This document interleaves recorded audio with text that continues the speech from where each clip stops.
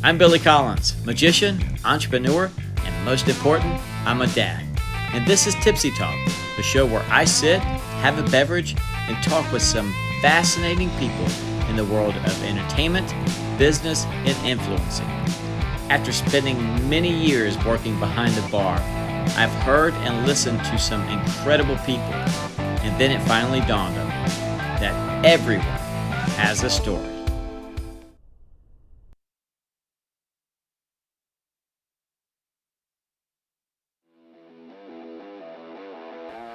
My next guest is a classic example of the saying, big things come in small packages.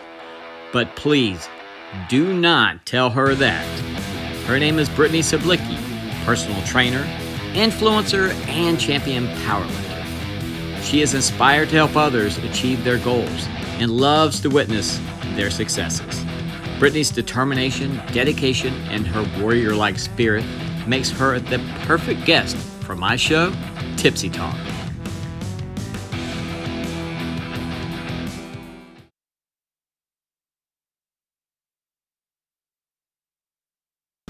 What's up, gang? Welcome back to the channel, and this is Tipsy Talk, where I sit with some fascinating people, have a beverage, and we just talk. But first, go ahead and hit the subscribe button right there. Brittany, can you point that way for me? That work? Go ahead and hit the notification bell for me as well. Guys, here we go. All right, guys, we are actually in a different place. We're not in my living room. We're not in the kitchen doing the wall. We're actually in Brittany's workout. What is this, like a dungeon? This is like a dungeon. It's a garage. It's a garage. Okay. But it's more like a dungeon. So, guys, this is Brittany, and we're going to dive right into the questions with the one. Brittany, put all the workout aside, all the training, all the work ethic. Who is Brittany? That's the worst question ever. But if I had to go back, a little background on me. I'm from Buffalo, New York. I basically born and raised in Erie County, so that whole area. Western New York, not New York City. It's about 8 hours from New York City, so it's nowhere even close.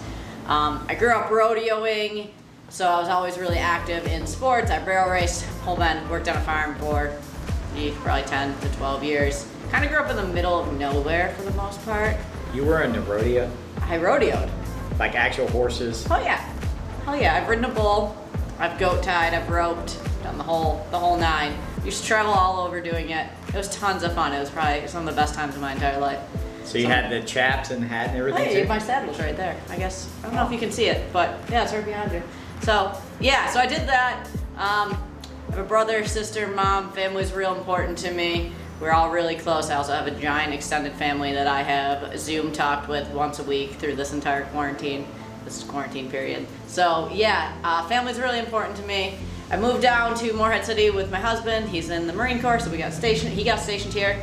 I decided to come with him, I suppose, so I ended up here. Absolutely love it here. Ended up buying a house. We plan on staying for at least a bit now. And yeah, that's a little background on me. All right, Britt.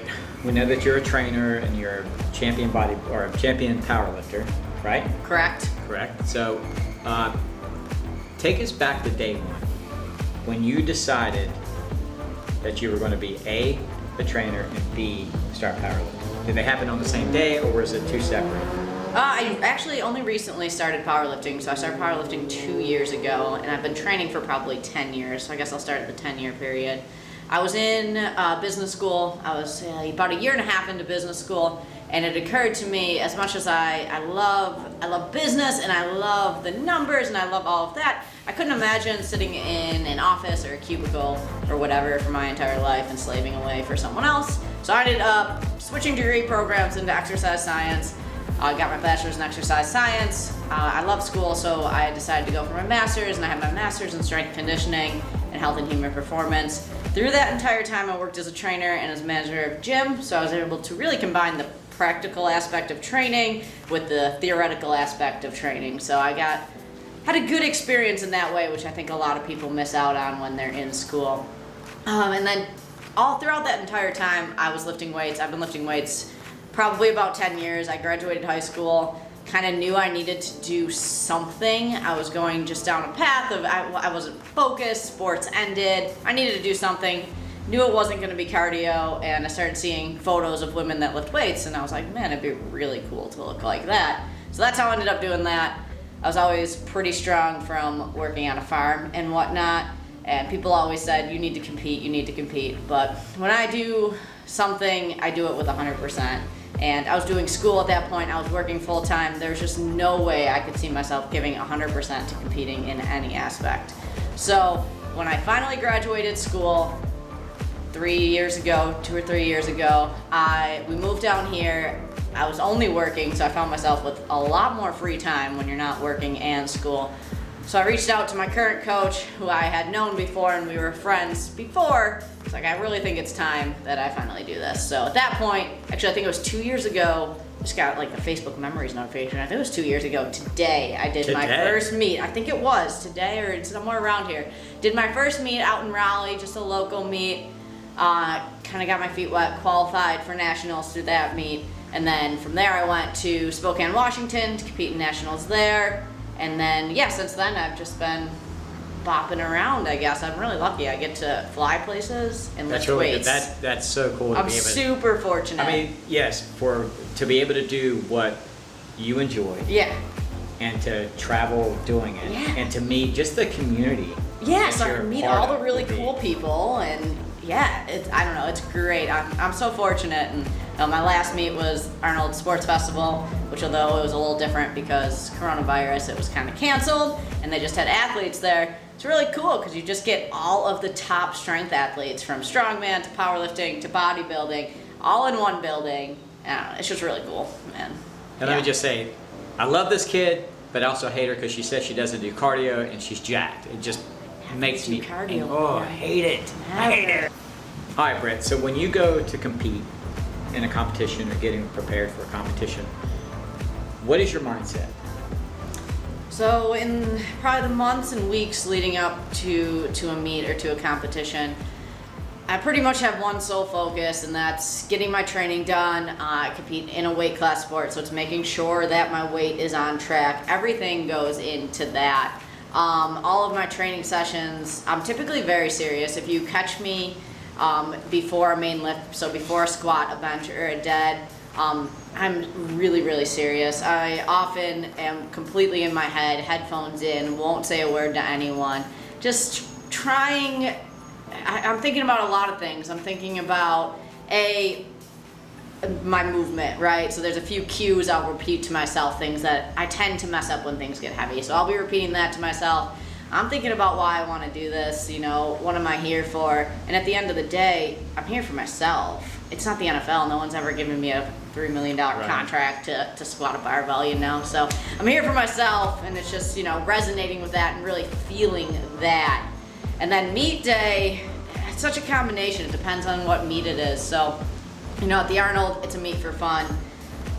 I was there to have a good time, to enjoy being on the platform, to really live it up, and to remind myself why I'm doing this. I had, kind of a rough meet at my meet before that. I just missed lifts I shouldn't have and things like that. And, that wears you down when you put everything into it and it doesn't turn out the way you want. So I went into the Arnold looking to have some fun, looking to prove to myself that I deserve to be on a platform with people that I've seen on these bigger platforms. So I'll get into that mindset, get into myself, and just try to execute what I need to do on that day. And I've personally seen it where when we first met, when I first started working at the gym we work at, it's, I would say, hey, Britt, when you were getting ready, and it's like, shut down. I don't hear a thing. Right, it's like total concentration, and I learned quickly. Yeah, I don't hear a thing. I'm in my zone. It's my 2 hours of the day. And it's really cool to see that switch. Yeah, that's my time. The rest of my time is given to everybody else, but I try to shut it all off, shut the phone down. Like that is my time to just get better. All right, Britt, as a trainer and a powerlifter, you inspire a ton of people. I mean, there's a lot of people that look up to you, follow your direction, you give helpful tips to them. But who do you look to? Who is your inspiration or go-to person that you talk to or you look up or strive to be? I don't think I've ever really had a person that I wanted to be. I always just want to be a better version of myself. like aforementioned, I give everything 100%, and I give this 100%, and I give my job 100%. All my clients get 100% of me all the time. This is true. So I just want to be the best version of myself. With that, I do take direction from a couple people. I'll take direction from my coach, Carly. I have a lot of respect for him. He's the first coach I've ever hired. Aside from that, I only coach myself. So I respect him greatly. He's impacted my life a lot over the last 2 years, far more than just lifting. Most of us that lift weights, we do it for a deeper reason. Most of the people you see in the gym all the time, lifting, etc., really pushing themselves, that look a little crazy. We do it for a deeper reason. Usually there's some demons that we're fighting somewhere. So he's helped me a lot with becoming a better version of myself, which was really needed. And then my husband, he is here. You'll see him in all of my videos spotting me. 100%. Oh my gosh, he is the most supportive. The best dedication, best backbone ever. He is. He's so supportive of what I'm doing, and it's not always easy. When you're a high-level competitive athlete, my whole life revolves around powerlifting. I mean, what I eat, what I drink, time of day I'm working out, things like that. So it all revolves around that. And again, I take it so seriously and so much to heart that sometimes it can be tough to be close to someone like that because everything's going into that. So especially when I get closer to big meets. So yeah, those are probably the two people that impact me the most. And you hit something because I never really thought about it when you said the competitives and people, they do it because it combats some demons. Yeah. I mean, that's deep. I really didn't even put the two together. Yeah, it takes a special mindset, I think, to push your limits that much, and there's usually a reason you're doing it. Yeah. Most of us, I always say most of us found the barbell for a much bigger reason than we wanted to be big or we wanted to be strong. It saved a lot of people I know have a story in how it saved their life, myself included. So. Yeah, and when you said you kind of look up and to yourself in a way. It's funny, I heard something, it was the speech that Matthew McConaughey did when he won the Academy Award, and they said, who was your hero? And he said, my hero is me 10 years from now. Yeah. And he's like, 10 years ago, and it's like, who's your hero?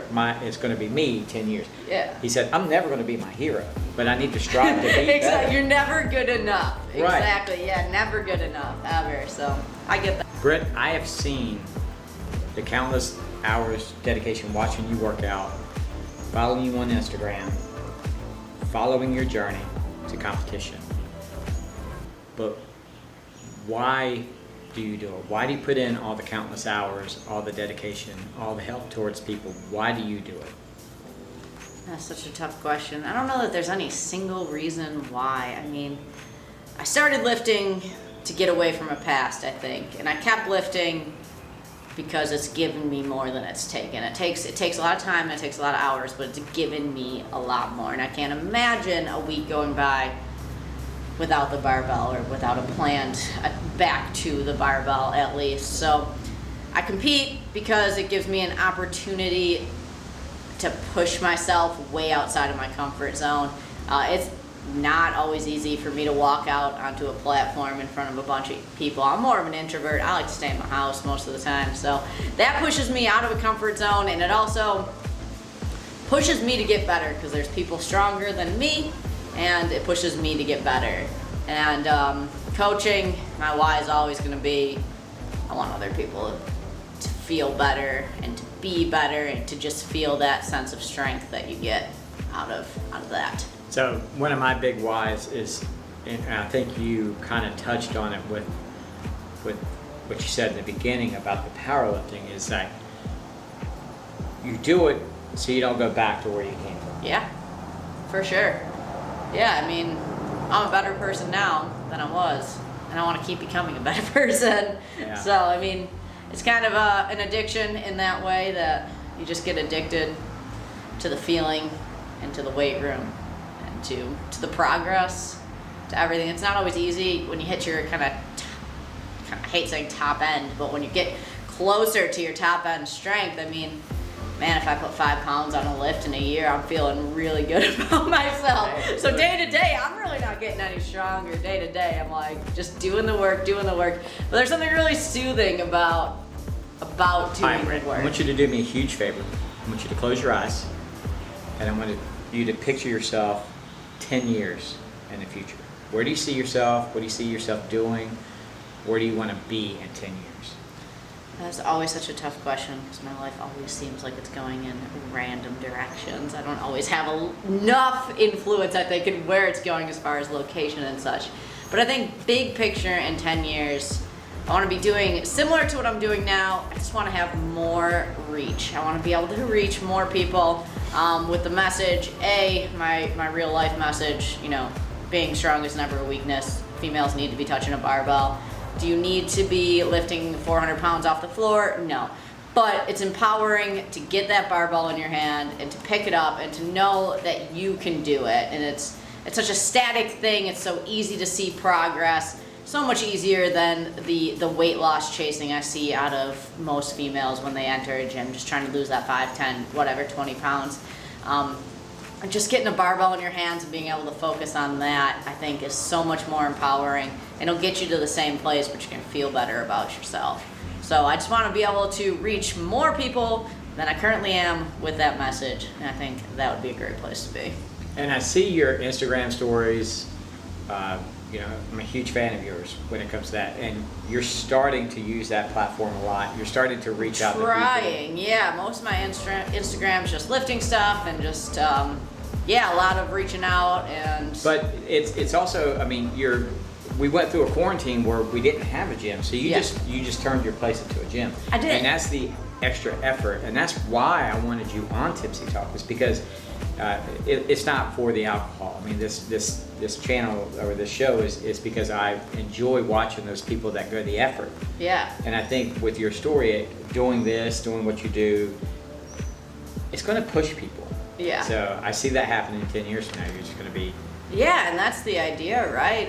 Push everyone to be a little bit better, keep pushing yourself to be a little bit better each day, and that's whatever that means to you. Not everyone wants, like I said, to pick up 400 pounds off the floor, but even just getting the barbell in your hand and going from picking up 95 pounds to 200 pounds, it feels good. It feels good to everyone. I've never had a client come back and be like, yeah, no, that was terrible, being strung awful, I'm leaving. Never once. It's addicting. It's addicting. You always want that next little bit, and it transfers into your life too. You carry yourself a little bit differently when you feel empowered enough to be able to do. So this is, I'm seeing a trend with, this is the third one, and I'm seeing a trend because each person, I talked to Brooke, and she said when I dress somebody and they feel good about themselves, I feel good about myself. Yeah. And then Brian said when I do a magic trick for somebody and I see them, look like a child again, I feel good about myself. Yeah. And I feel like that's the same way with you. It's like when someone comes to you and says, oh my God, I feel so good, Yeah, you don't start training and coaching. Like a little bit of pride. Yeah, you don't start training and coaching for the money. You do it because you want to help somebody else in whatever they're struggling with. And everyone that's listening knows it's deeper than weight and what you look like. Like, the struggle's so much deeper than that every single time. Exactly. So, yeah, when you get into the gym and you get able to do things and you see yourself able to do things, it transfers. All right, Britt, fun question.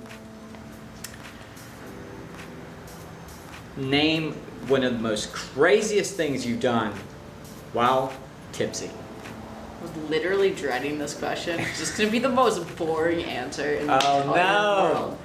I'm the most responsible person in the room when I'm drinking. I don't think I've ever done anything crazy while drinking. Nothing crazy? I'm always the one that's like, okay guys, calm it down. You need to go home. Look, that's respect. I don't drink much and I don't drink often. And if I do drink, I don't drink a lot. So, yeah, I don't really think I have an answer to that. Well, I got nothing. I just make sure everyone is alive. Some people might find that crazy.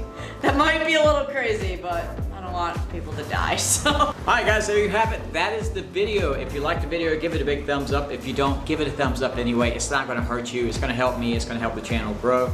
Go ahead and do all the fun stuff, like subscribe to the channel, hit the notification bell, leave me a comment. Also, don't forget to contact Brittany. Brittany, tell everybody how they can get in touch with you. You can find me on Instagram. I'm there all the time. So it's Brittany Suplicki, last name impossible to spell and understand. Billy's gonna link it below. I'll put it down And below. if that doesn't work, it's spelled the exact way it sounds. So Brittany Suplicki. Shoot me a DM through there if you're interested. I do a lot of remote coaching or online coaching. Yes, it works. Got a lot of people that do it. It works, I promise. If you're in the Moorhead City area, I'm at the Sports Center basically 24/7. So if you walk in, you're gonna see a real short blonde person. That's me. So I have a couple training spots left. So if you're interested in in-person training, I'm there. And guys, please contact her. She's absolutely amazing. So are you, and I'll see you on the next video.